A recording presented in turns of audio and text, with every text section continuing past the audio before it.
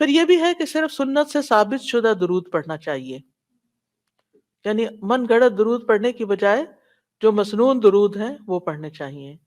وہ مسنون درود آپ کی جو کتاب ایک پمفلٹ بھی تھا، مجھے معلوم نہیں کہ وہ اس وقت ہے یا نہیں، درود کا ایک ہم نے کارڈ بنایا تھا، اگر وہ کارڈ بک سٹور پر ہے تو وہ آپ کارڈ لے جا سکتے ہیں، اس میں سارے ورژنز ہوں گے، ورنہ قرآنی اور مسنون دعاؤں کے شروع میں بھی 2-3 ورژنز موجود ہیں۔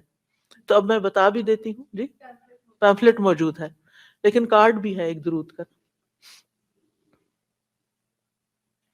تو ایک درود ہے اللہم صلی علی محمد وعلی آل محمد، اے اللہ محمد اور آل محمد پر رحمت نازل فرما،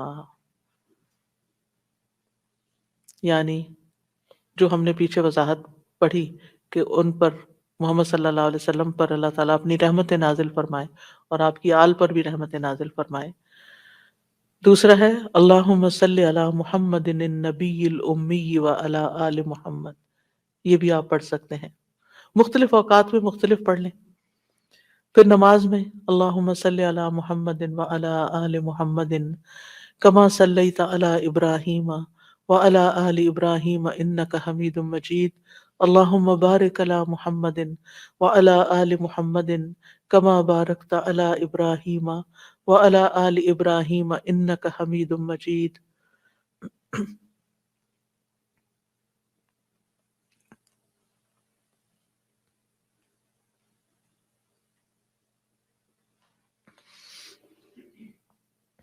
کعب بن عجرہ کہتے ہیں، عبد الرحمن بن ابی لیلہ کہتے ہیں، ایک مرتبہ کعب بن عجرہ مجھ سے ملے تو انہوں نے کہا میں تمہیں حدیث کا ایک تحفہ نہ دوں جو میں نے نبی صلی اللہ علیہ وسلم سے سنا تھا؟ میں نے عرض کیا جی ہاں، مجھے یہ تحفہ ضرور عنایت کیجیے۔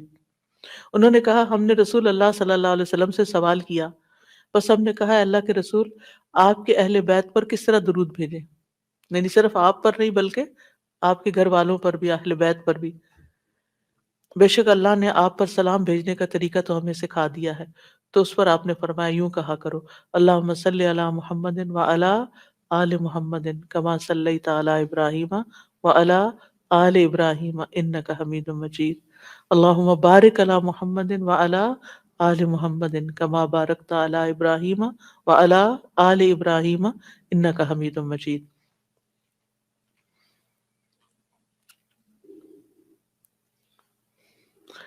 اور پھر یہ ہے کہ رحمت کے علاوہ یہاں برکت کی دعا بھی الگ طور پر کی گئی ہے، ٹھیک ہے، صلات میں ویسے شامل ہے لیکن یہاں الگ طور پر برکت کی بات کی، اور انک حمید مجید اللہ سبحانہ وتعالیٰ کی تعریف بیان کی گئی ہے۔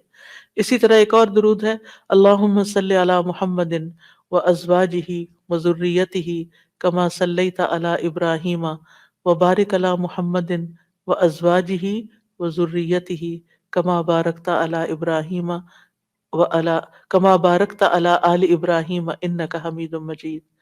تو سوال یہ پیدا ہوتا ہے کہ آپ کی ازواج اور ذریت پر کیوں درود بھیجیں، ان کے لیے کیوں دعا کریں؟ کیونکہ وہ آپ کے اس مشن میں آپ کے ساتھ ہی تھے۔ آپ دیکھیں کہ بعض پیغمبروں کی بیویاں ان کے ساتھ نہیں تھیں، لیکن حضرت ابراہیم کے، حضرت ہاجرہ کا کردار آپ سب کو معلوم ہے، کتنی قربانیاں کی انہوں نے، کہ کس طرح اللہ کے حکم کے اوپر ابراہیم علیہ السلام نے جب ان کو ایک صحرا میں چھوڑا تو انہوں نے کوئی شکایت ہی نہیں کی، اسے ایکسپٹ کر لیا، خوشی خوشی ایکسپٹ کیا۔ اور پھر حضرت سارہ بھی اسی طرح۔ تو ہم دیکھتے ہیں کہ لیکن حضرت نوح علیہ السلام اور حضرت لوط علیہ السلام کی بیویوں نے ساتھ نہیں دیا، تو نبی صلی اللہ علیہ وسلم کی ازواج نے آپ کا ساتھ دیا، اور خاص طور پر حضرت عائشہ رضی اللہ تعالیٰ عنہ نے کس طرح آپ کے علم کو آگے نصف صدی تک لوگوں کو پہنچایا، جو علم کسی اور کے پاس نہیں تھا۔ اور اسی طرح پھر حضرت فاطمہ اور پھر حضرت فاطمہ کی اولاد، یہ سارے آپ کے خیر میں شریک تھے، یعنی جو آپ کا مشن تھا اس میں آپ کے شریک تھے۔ اور ویسے بھی آپ دیکھیں کہ گھر والے جو ہوتے ہیں وہ بھی اس خیر میں حصہ پاتے ہیں، یعنی اولاد کو ماں باپ کی نیکیوں میں سے ایک حصہ مل جاتا ہے، ان کی وجہ سے ان کو دنیا میں اور آخرت دونوں میں فائدے ہوتے ہیں۔ تو اللہ سبحانہ وتعالیٰ سے دعا ہے کہ اللہ تعالیٰ ہمیں نبی صلی اللہ علیہ وسلم کے مقام کو پہچاننے والا بنائے، ہمیں آپ سے سچی محبت عطا فرمائے، اور ہمیں صحیح معنوں میں درود شریف پڑھنے کا حق ادا کرنے کی توفیق دے، اور ہمیں کبھی بھی درود شریف پڑھتے ہوئے نہ تھکیں۔ اللهم صل وسلم وبارك على محمد. اللهم صل وسلم وبارك على محمد. اللهم صل وسلم وبارك على محمد. اللهم صل وسلم وبارك على محمد.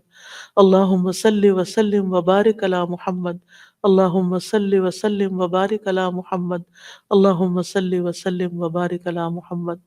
سبحانك اللهم وبحمدك أشهد أن لا إله إلا أنت أستغفرك وأتوب إليك. السلام عليكم ورحمة الله وبركاته.